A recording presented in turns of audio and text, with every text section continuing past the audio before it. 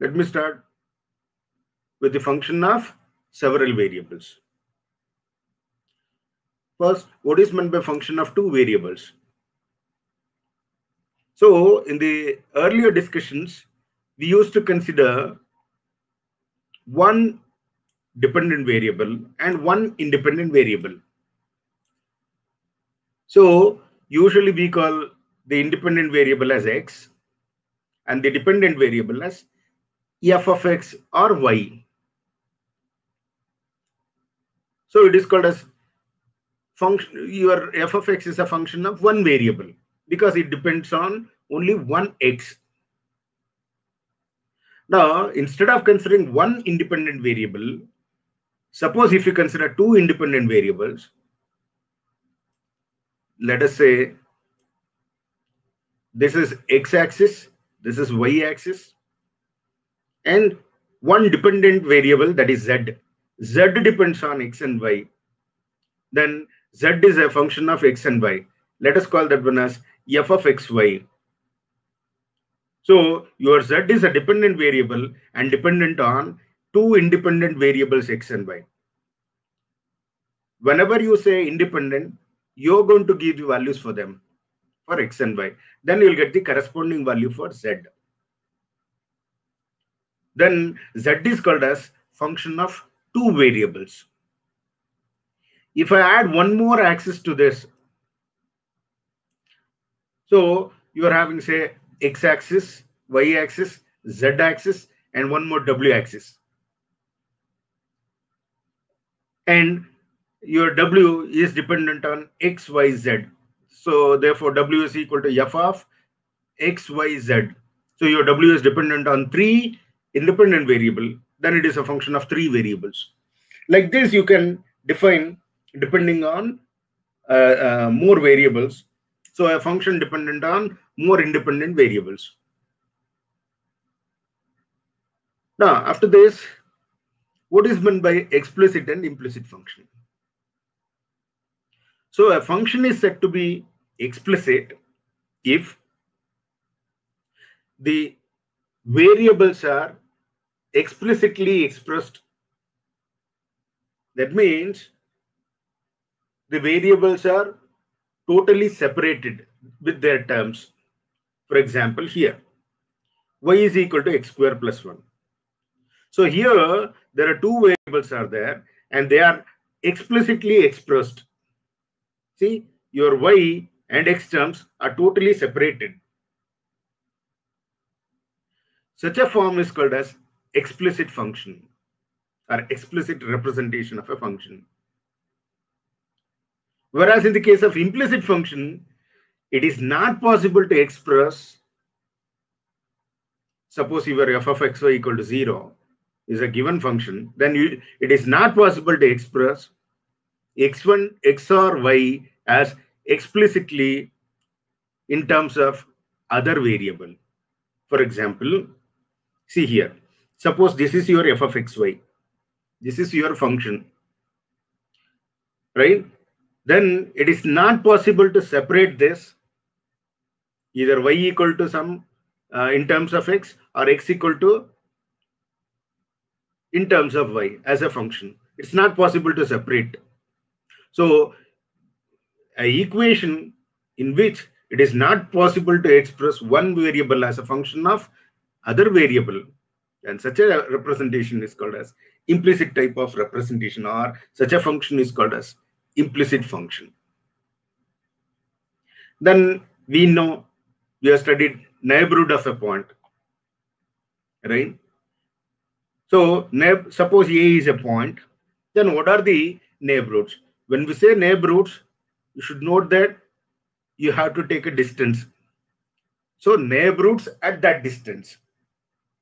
So here we are taking distance as delta. So what are delta neighborhoods of A? Delta neighborhoods of A on a real line, right, is given by, take a distance delta, then you'll get a point. Obviously, all these points are less than A. So the distance from A minus delta to A will be delta, because final point minus initial point. If you do that, you'll get distance as delta. So A to A minus delta, collection of those points excluding A minus delta. A minus delta bittu, A minus delta in the mundakke, right? Yellavu, they're all neighborhoods of A. Okay. Similarly, right to A, take a point which is situated at a distance delta. So A to A plus delta, distance is delta. See, A plus delta minus A, if you do that, you'll get delta as a distance. So all those points, because our discussion is on real numbers, these are all real numbers. So there are infinitely many real numbers are there from A minus delta to A plus delta. Remember, here we are considering those points which are at a distance less than delta. So you cannot consider A minus delta because distance from A minus delta to A is delta. But we want points which are at a distance less than delta. So all these points after A minus delta, they're all neighborhoods of A. Right? Similarly, all those points before A plus delta, they're all neighborhoods of A because distance from A to here, it is equal to delta. But we want less than delta. Right? So all those points, because it is a one-dimensional, simply it is a collection of all x. If you say this is x, then that x is greater than A minus delta and it is less than A plus delta. If you say this is x, then x is greater than A minus delta, less than A plus delta. So all those points, how many points are there? Infinitely many are there. So infinitely many points, x, I'm denoting all of them as x. Those x which are greater than A minus delta and less than A plus delta, where delta is any positive number. Right? This is called as open interval. This is called as open interval, which is a neighborhood of A. Here it includes A also, this interval. If I remove that, then it is called as deleted neighborhood of A. Right? Neighborhood means open interval. So suppose if I take 2, right? This is 2. Okay. This is 2. Then let me ask you a question. What are the neighborhoods of a point 2 which are at a distance 3? So I'm asking you 3 neighborhood of a point 2. 3 neighborhood means you have to take the point left to this, right, and right to this. We need a distance from 2 to here as 3. And you know that how to find the distance between 2 points. Final point minus initial point. So this will be -1. Because distance from 2 to -1 is 3. See, 2 minus of -1 is 3. So distance between these two is 3. Similarly, from 2 to here, distance should be 3. That is 5. Right? Because 5 minus 2 gives you 3. So this distance is 3. Therefore, the interval -1, 5. Remember all those points greater than -1 and all those points less than 5, right? They're all points with distance from 2 less than 3. Okay. So this is collection of all points starting from -1 after and ending before 5. So this collection is the neighborhood, 3 neighborhood of 2. I had given delta as 3. Okay. So this is how you have to find the neighborhood. Next, the delta disk centered at a point A, B. The delta disk means you are considering a circular curve. Disk means circular curve with a radius delta and a center A, B. as I have drawn here. Suppose this is A comma B, because it is ordered pair, it comes in 2 dimension. So let me take one R, one real line, and the other real line. This is 1 dimension, so it is open interval. But since this is 2 dimensional, I'm taking a disk instead of a real line, right? So a disk which is having 2 dimension. So one is R, another one is also R. This is x-axis, this is y-axis. Now along x-axis, take a distance A from origin. Along y-axis, take a distance B from origin. You'll get a point A comma B like this. Taking A comma B as a center,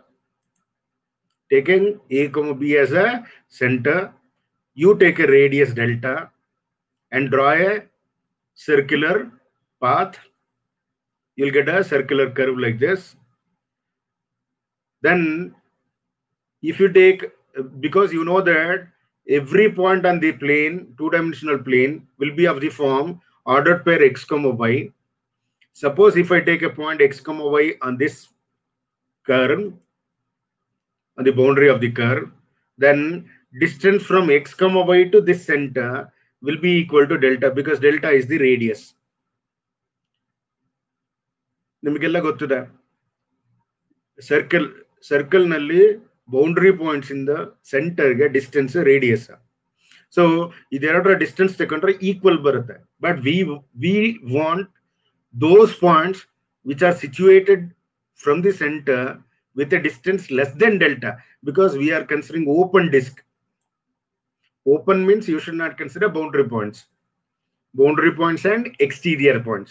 You have to consider only interior points.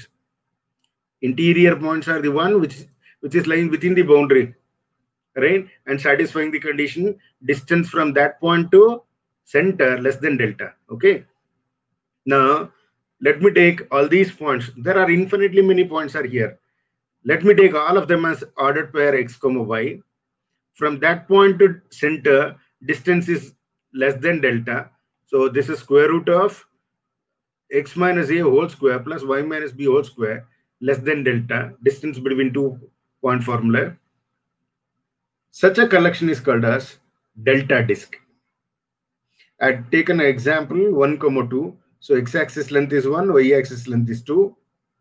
Okay, so center at 1, 2, take a radius delta, you draw a circular path which is a delta disk, collection of all these points.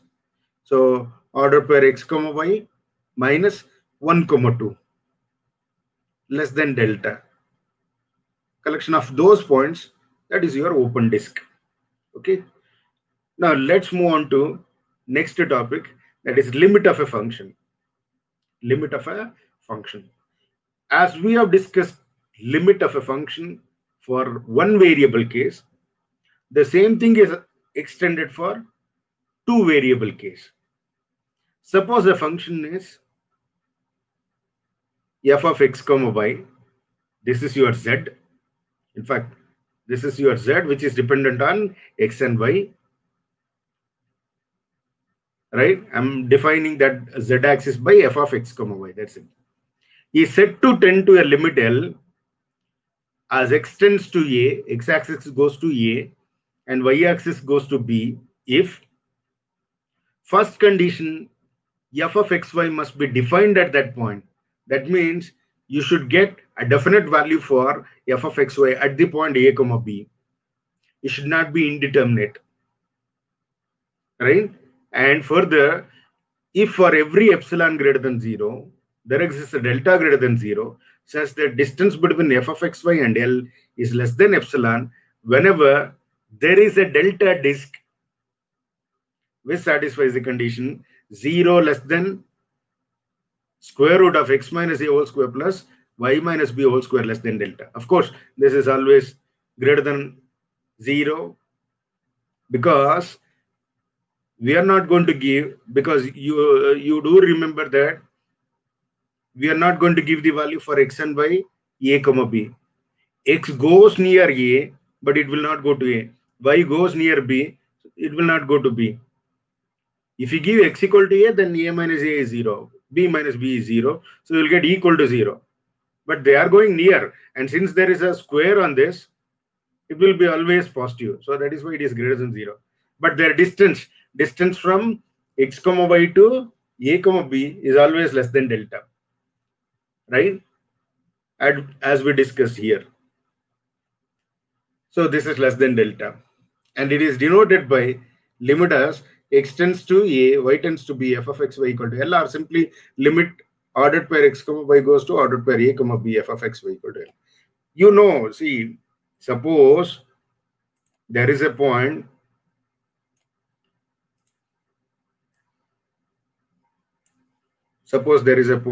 A comma B here. Okay, suppose there is a point A comma B.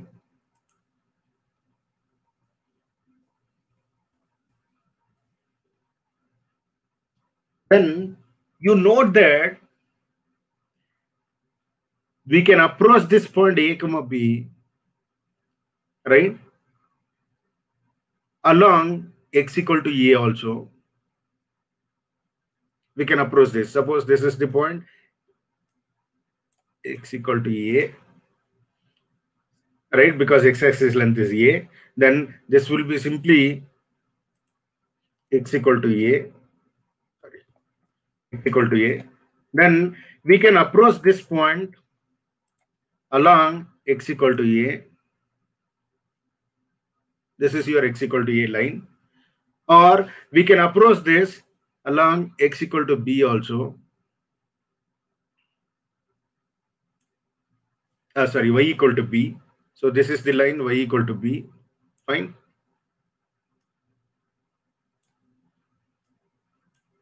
We can approach this along y equal to B also. This line is y equal to B. Or we can approach this through some other curve also, some other path, right? Like this, we can approach this point by any means. But in all those cases, your limit should go to same limit L. When you take all those paths, along those path for x comma y, your f of xy should go to L only. That is what we have to see in the case of a function of two variables.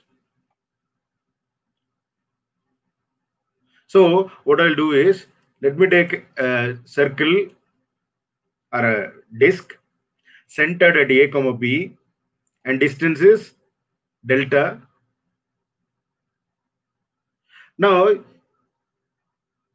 for this open disk, there are infinitely many values are there. Corresponding to that, you will get f of xy in three-dimensional, that is space. You'll get curve in space, right? Because you're having x-axis length. See, suppose if you take a point, this point has x-axis, y-axis, and when you substitute in this, you'll get z-axis also. So you're going to represent that one in a space. Corresponding to this, you'll get a epsilon neighborhood. That epsilon neighborhood, distance between f of xy and L, should be less than epsilon. Let me give one simple example.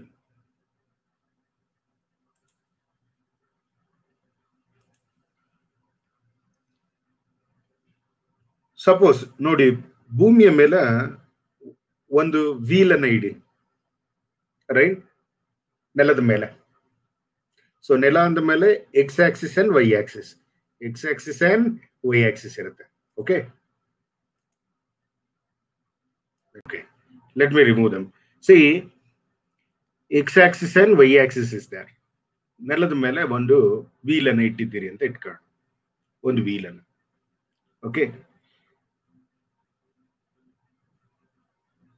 ಅದಕ್ಕೆ ಸ್ವಲ್ಪ height ಕೊಡೋಣ. X ಮತ್ತೆ Y change ಮಾಡೋದು ಬೇಡ. ನೆಲದ ಮೇಲೆ wheel ಇಟ್ಟಿದ್ದೀರಿ, ಅದಕ್ಕೆ ಸ್ವಲ್ಪ ಹೈಟ್ ಕೊಟ್ಟಿದ್ದೀರಿ, ಆಗ ವೀಲ್ ಮೇಲ್ಗಡೆ ಬರುತ್ತೆ.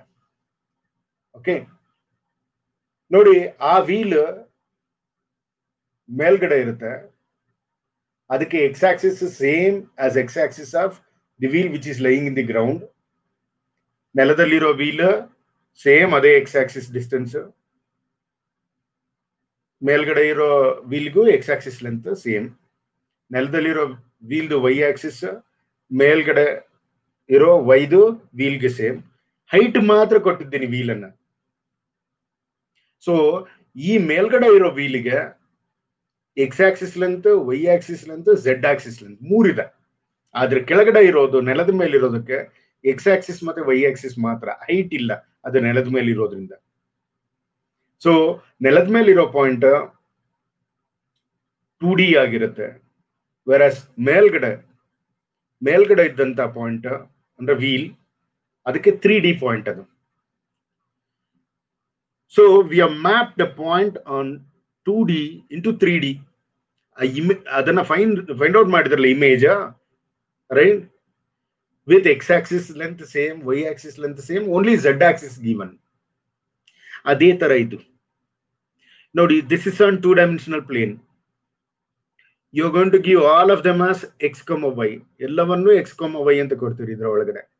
ಅದಕ್ಕೆ ಕರೆಸ್ಪಾಂಡಿಂಗ್ ಆಗಿ ಬರುತ್ತಲ್ಲ ಆ ಪಾಯಿಂಟ್ಗಳು, they come in space 3D. We are calling them as ordered pair x, y, f of xy. Your f of xy is z. So order triplet x, y, z. Corresponding ಆಗಿ ಇವುಗಳಿಗೆ corresponding ಆಗಿ ಅದರಲ್ಲಿಯೂ ಬರುತ್ತೆ. ಅವುಗಳಲ್ಲಿ epsilon neighbourhood ತಗೊಂಡಾಗ ಆ distance between F of X Y and L less epsilon ಇರುತ್ತೆ. Okay, ಅದ್ರ ಆ ಎಪ್ಸಿಲಾನ್ ನೇಬರ್ಹುಡ್ ಒಳಗಡೆ ಇರುತ್ತೆ ಅವುಗಳು. ಡಿಸ್ಟೆನ್ಸ್ ಇದೆರಡು ಹತ್ರ ಆದಾಗೆ ಡೆಲ್ಟಾ ನೇಬರ್ಹುಡ್ ಕರೆಸ್ಪಾಂಡಿಂಗ್ ಆಗಿ ಎಪ್ಸಿಲಾನ್ ನೇಬರ್ಹುಡ್ ಹತ್ರ ಆಗ್ತದೆ. So this is what limit means. But remember, we can approach this point along any path. So we can approach a comma b along any path like x equal to a, line going through a, y equal to b, line going through b, y equal to x, y is equal to minus x, y square equal to x, x square equal to y, and so on. We can draw any path along this. Andre ನೆನ್ಪಿಡಿ, ಈ a, b, ordered pair a, b must be a point on that path. ಆ curve ಮೇಲೆ path ಆಗಿರ್ಬೇಕಷ್ಟೆ. ಆ curve ಮೇಲೆ ಇದು point ಇರಬೇಕು. ಆ path ಇದಕ್ಕೆ pass through ಆಗ್ಬೇಕು. ಇದ್ರ ಒಳಗಡೆಗೆ ಯಾವುದರ ಮೇಲೆ ತಕೊಂಡ್ರು ಲಿಮಿಟ್ ಸೇಮ್ ಬರಬೇಕು. That is the simple difference between finding the limit of one variable, function of one variable, and finding the limit of two variables. Okay, so what it says, the limit as x comma y tends to a comma b f of x y must exist along the paths taken all along a comma b. For all of them you should have same limit, then only limit of this function x comma y tending to a comma b exists. And you can write this one.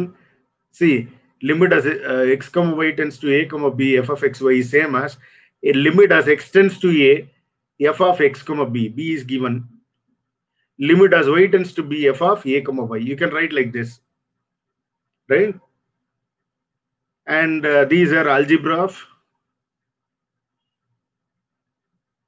functions, and this is one of the same as for the limit of function of one variable is considered.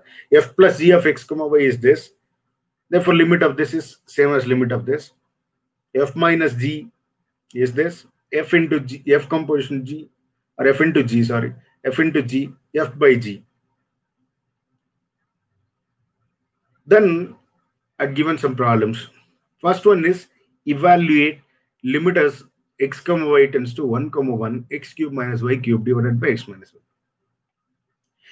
One more important thing, suppose if your function is continuous, then limit as x comma y goes to a comma b, f of x y is nothing but f of a comma b. Straight away it exists. Limit exists and it will be equal to f of a comma b.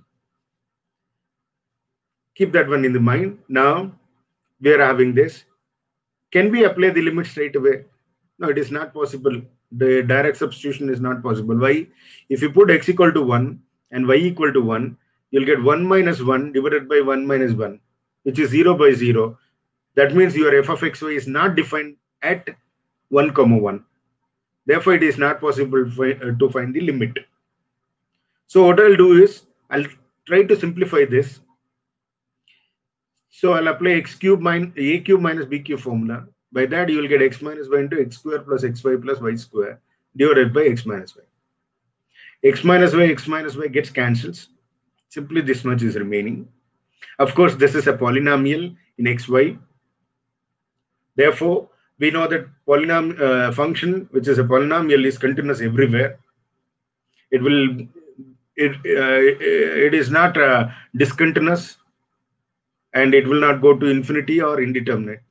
Therefore, limit is possible to find, and we know that, as I said, limit of f of xy, when f of xy is continuous, is nothing but f of a comma b. Here a is 1, b is 1.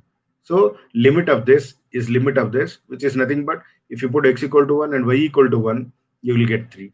So we got the limit straight away. Now, what is the limit of this function?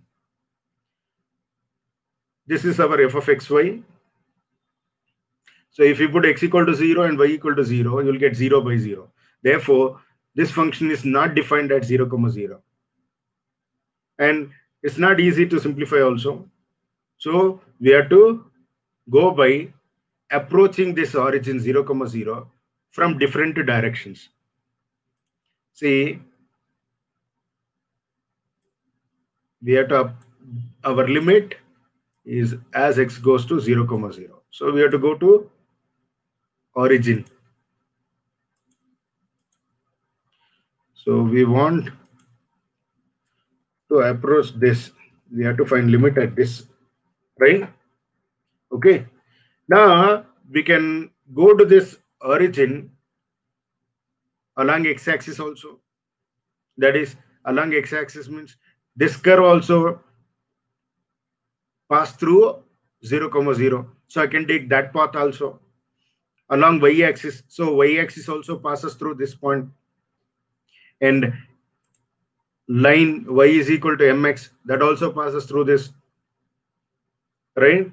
Or y is equal to x square, parabola, that also passes, sorry, y equal to x square equal to y, that also passes through. So we, like this, we can consider different paths along 0, 0. Okay, so let me take x-axis, which is having 0, 0 as a point on this. So it passes through this. We know the equation of x-axis. On x-axis, y-axis length is 0. So y equal to 0. So let me take y equal to 0. And let me apply that one in the limit. Then also you should get the same limit. Limit x comma y is 0. 0 goes to 0, 0, x square by x square plus y square. But we know that y is 0. So substitute that one. Then limit as x tends to 0, as I said here. Right? If one is constant, you take the other variable. So x goes to 0. X square by x square plus 0. X square cancels, you will get 1. But limit of this is 1. So as we approach this 0, 0 along the path y equal to 0, we are getting limit as 1. The limit of this function is 1. Okay. Now let us take along the path y-axis. So along y-axis, we know that x-axis length is 0, right? Length is 0 here. So this equation is given by x equal to 0. Therefore, limit as 0, y tends to 0, 0, x square by this. But here it is y tends to 0, limit of, and your x is 0. So therefore, let me substitute this one as 0. 0 by 0 plus y. Limit of this is 0. So we are getting two different limits as we approach 0, 0 along different paths. So we know that limit of a function exists only if the limits obtained by approaching 0, 0 from different path gives you same limit. But here we are getting different answers. Therefore, limit of the given function does not exist. Now let us see another example. Limit of x, y tends to 0, 0, xy by x square plus y square. So this is our f of xy. And if you give x equal to y, 0, y equal to 0, you'll get 0 by 0, which is indeterminate. Therefore, this is not defined at 0, 0. Hence, we cannot find the limit by direct substitution. So we have to approach 0 by 0, 0 from different paths. And we have to find the limits for all of them. As usual, along x-axis, your y equal to 0. We know that x-axis is given by y equal to 0. Therefore, limit changes to x, 0. If you substitute, you'll get 0 by this, because your y is 0. 0 into anything is 0. 0 by anything is 0. So you'll get limit as 0. We know that if we approach 0, 0 along y-axis is given by x equal to 0. So therefore, limit of 0, y tends to 0, 0, xy by this, but x is 0. 0 into anything is 0. 0 by this is 0. Now you got 0. These two are equal to 0. Therefore, no, you should not conclude at this stage itself. You have to try for other curves also. Right? Let me take 0, 0 approaching along the path y equal to x. A straight line passing through origin. Right? This also passes through origin. Therefore, 0, 0 is a point on y equal to x also. See, if you put y equal to 0, x equal to 0, it satisfies. Therefore, 0, 0 is a point along this also. Therefore, I can take this. Now, limit of x, your y is also x. So let me replace y by x. So x, x going to 0, xy by x square plus y square, limit of x tending to 0. Your y is replaced by x. So x into x by x square plus x square, which is 1 by 2. So what is limit of this? 1 by 2. So along this path, your limit goes to 1 by 2. So we are getting a different limit other than this. Therefore, limit of this does not exist, because limit exists only if along all the paths approaching 0, 0, you should get the same limit. Therefore, limit of the given function does not exist. So in this way, by taking different paths which are approaching the point at which you are finding the limit, should give you same limit. If they give you same limit, then the limit of the given function exists. Otherwise, it does not exist. Let us see one more problem. Limit of x, y tending to 2, 1, sine inverse of this by tan inverse of this. So what is your f of xy? This is our f of xy. If you put x equal to 2, y equal to 1, you'll get 2 minus 2, 0. Sine inverse of 0 is 0. 3 into 2, 6 minus 6, tan inverse of 0 is also 0. So you'll get 0 by 0. Therefore, this is not defined at 2, 1. Therefore, it's not possible to find the limit directly. Hence, we have to go for alternate method. That is by approaching 2, 1 from different paths. Or you can use this method here, because this is very easy to solve using this. See, if I take 3 as common in this, you'll get xy minus 2. Here also xy minus 2 is there. Let me call that one as t. Then this becomes sine inverse t divided by tan inverse of 3t. When x equal to 2, y equal to 1, you'll get 2 into 1 minus 2, which is 0. So t tends to 0. So as xy tends to 2, 1, your t tends to 0. So this changes to limit as t tends to 0, sine inverse of t by tan inverse of 3t. Right? Now, this has reduced to limit of a function of one variable. And we can solve this limit as a function of one variable. If you put t, you'll get sine inverse of 0, which is 0. If you put t, you'll get tan inverse of 0, right, which is 0. 0 by 0 form. Now I can apply L'Hopital's rule. As we know, L'Hopital rule says if it is of 0 by 0 form or infinity by infinity form, then you have to differentiate numerator separately and denominator separately. So by that, what is the derivative of sine inverse of t? It is 1 by square root of 1 minus t square. What is the derivative of tan inverse of 3t? Derivative of tan inverse is, this is 1 by 1 plus 3 into t whole square. This should be 3 into t whole square, not simply t square. 3 into t whole square into derivative of 3t is 3. So you'll get 3 by 1 plus 3 into t whole square. Now, if you put t as 0, you'll get 0 here. So 1 by square root of 1 minus 0, which is 1. If you put t here, 3 into 0 is 0. So 1 plus 0 is 1. So 3 by 1 is 3. Simply you'll get 1 by 3. So we got the limit straight away without approaching. See, it is independent of the path, right? It is independent of the path. Whereas here, it is dependent on path. For different paths, you are getting different limits. So it is dependent on path. If your limit is existing because it is independent of path here. Okay. Now let us see one more example. Limit of this, right? Of course, your f of xy is not defined at 0, 0, because if you put x equal to 0, y equal to 0, you'll get 0 by 0. So we cannot find the limit by direct substitution. So we have to go for alternate method. We can find by approaching 0, 0 along different paths, right? Finding the limit along different paths. Or because here x square plus y square is there, I can use polar form of variables. What is that? Substitute x equal to r cos theta, y equal to r sin theta.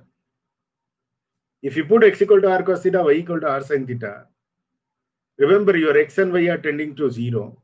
So this is also 0, this is also 0. So your r goes to 0, because you'll get 0 only if r is 0, right? I don't want to consider theta here because they get cancels. I want to make it independent of theta.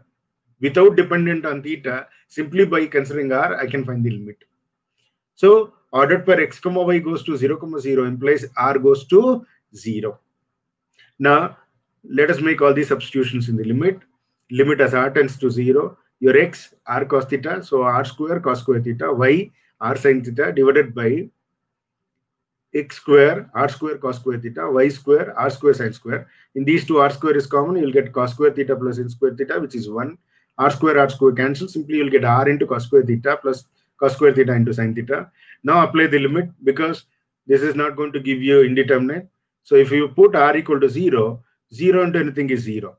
So without dependent on theta, we have found that limit exists. So it is independent of path. That means you take along any path, you'll get the same limit. You approach 0, 0 along any path, you'll get the same limit. So limit of this function exists, and it is 0. So like this, by making use of different techniques, we can find the limit of the given functions. So I'd given some exercise, you work out and write them as assignment. Thank you.